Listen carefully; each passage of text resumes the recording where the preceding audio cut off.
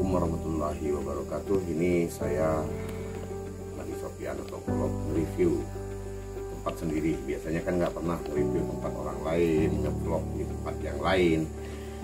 Hari ini dan video ini memang kumpulan-kumpulan video selama saya mulai membangun pondok di tengah hutan. Tapi alhamdulillah ada listriknya.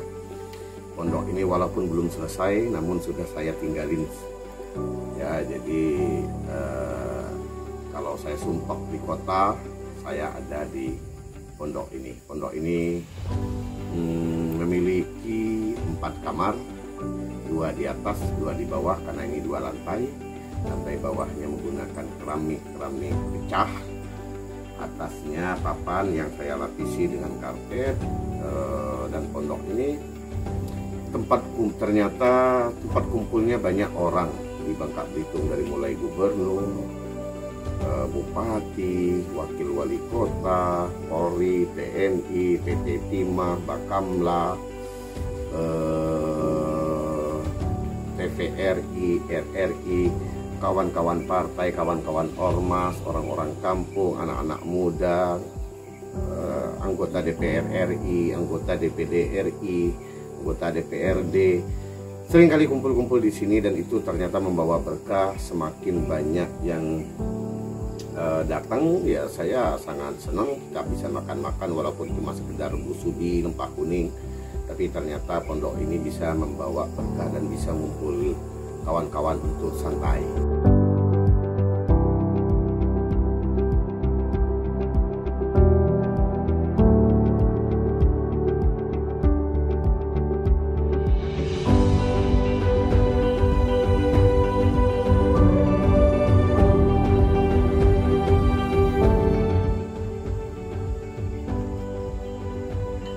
Pondok ini berdiri persis di tepi sungai, ya karena saya kebetulan sangat menyukai sungai, karena sungai itu sumber kehidupan. Di mana ada air, di situ ada kehidupan. Di lahan, di atas lahan 5 hektar yang baru saya tanami sawit dan sedikit buah-buahan yang hanya untuk sekedarnya. Dari 5 hektar ini semoga bisa berkembang ke depannya sehingga bisa memberi banyak manfaat kepada orang. Sungai itu asalnya kecil, cuma saya olah, saya gali, dan itu belum selesai. Sebagaimana pondok ini belum selesai, aspasnya belum saya pasang, nanti akan saya bikin gaya seninya. Teras belakang belum, teras samping mengarah ke sungai itu belum selesai semua. Dapurnya bagaimana harus lebih besar, karena maklum tempat orang-orang kumpul dan masak-masak, jadi harus lebih besar. Teras belakangnya harus lebih luas sehingga di sana tempat orang-orang bisa santai dari kesumpekan kota, dan semuanya di sini itu gratis.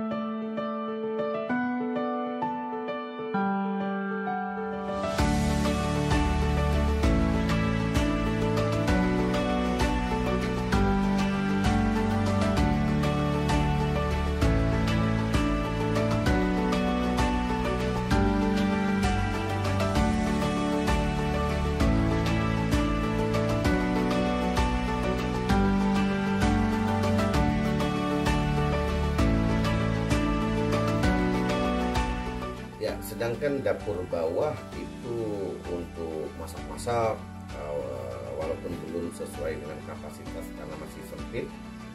Sudah itu kamar mandi ada 2, di atas 1, di bawah 1. Tapi lebih asiknya bukan mandi di kamar mandi, mandi di sungai. Tentu di sungai itu jauh lebih menyenangkan, lebih memuaskan dan seru. Kamar mandi biasanya ya sekedar kita untuk mandi ketika malas mandi di sungai atau tergesa-gesa.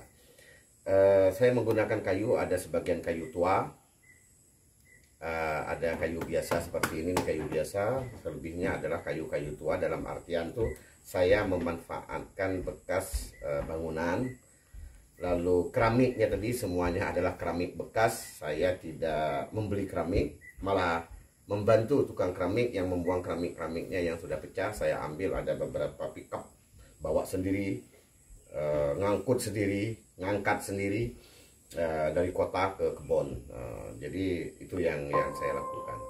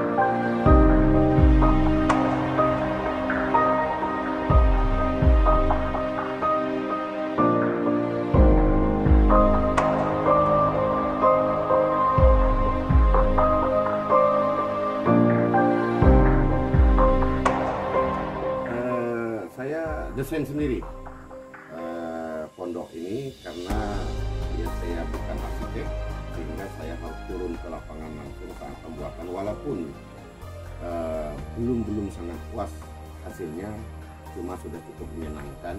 Artinya patut disyukuri karena desainnya sendiri dibangun oleh tukang yang saya cukup cerewet saat membangun ini. Walaupun ini sebetulnya masih sangat belum memuaskan dari sisi kerapian, dari sisi desain masih kurang. Maklum bukan arsitek sehingga banyak perubahan-perubahan, tidak lulu salahnya tukang, tapi saya juga sering berubah-ubah keinginannya.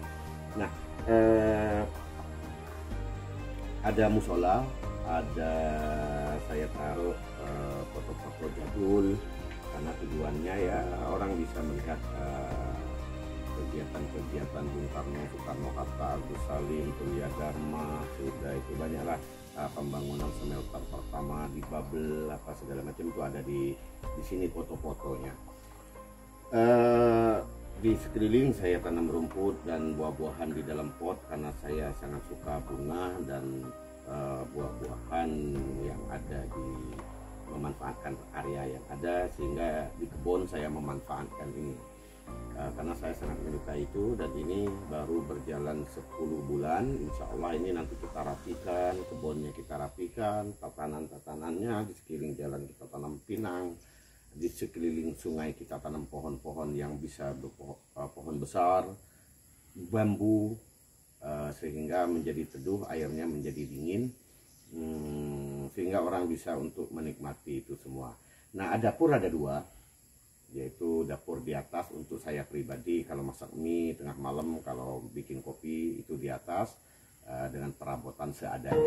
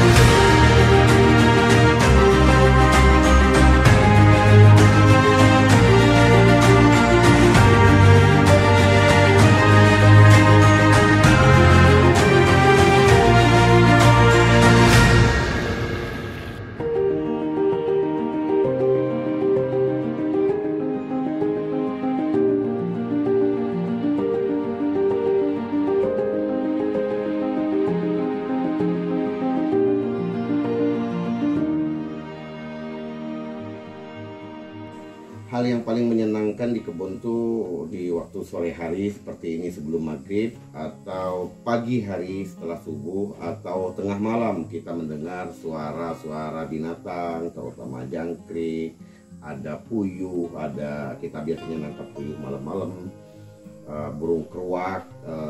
Listrik selalu ada walaupun ini cukup jauh sebetulnya dari perkampungan, karena masuk ke dalam berapa kilo, masuk ke dalam sekitar 2-3 kilo dari jalan raya masuk ke dalam ini menurut saya cukup menyenangkan untuk kita lelah dari keramaian, sehingga tempat-tempat sunyi seperti ini sangat-sangat menyenangkan dan tidurnya nyenyak. Kalau pagi itu dingin banget ya, tidur pagi itu harus selimut ya, karena cukup dingin, tapi dinginnya dingin alami, tidak sama dengan dinginnya asli.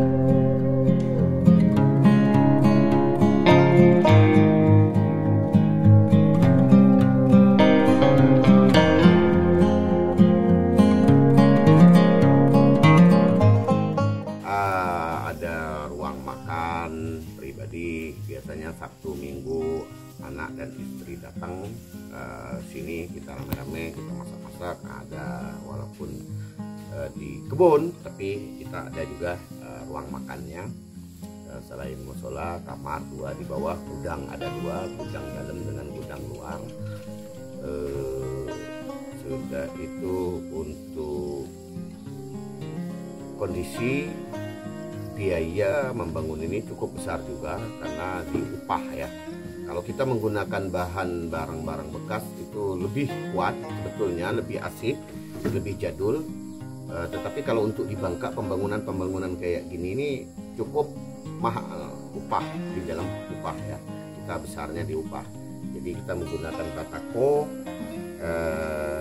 ya cukup sederhana peralanannya, bahan-bahannya, cuma tinggal kita bagaimana memilih bahan agar bisa menjadi awet. Dan yang paling penting saya menggunakan oli bekas campur dengan solar. Jadi sebelum ditempatin ini rumah, saya sudah siram dengan oli bekas dan solar, sehingga itu membuat kuat dari kayu-kayu yang ada, tidak dimakan rayap. Dan ini nanti akan terus saya oles lagi dalam jangka waktu, mungkin ini sudah hampir setahun ya, belum dioles lagi, kita oles sehingga pewarnaannya bagus juga. Jadi saya tidak menggunakan pewarnaan apapun atau cat kecuali pintu ya, pintu memang dicat, tetapi kalau yang lain semuanya dioles oli dan solar bekas.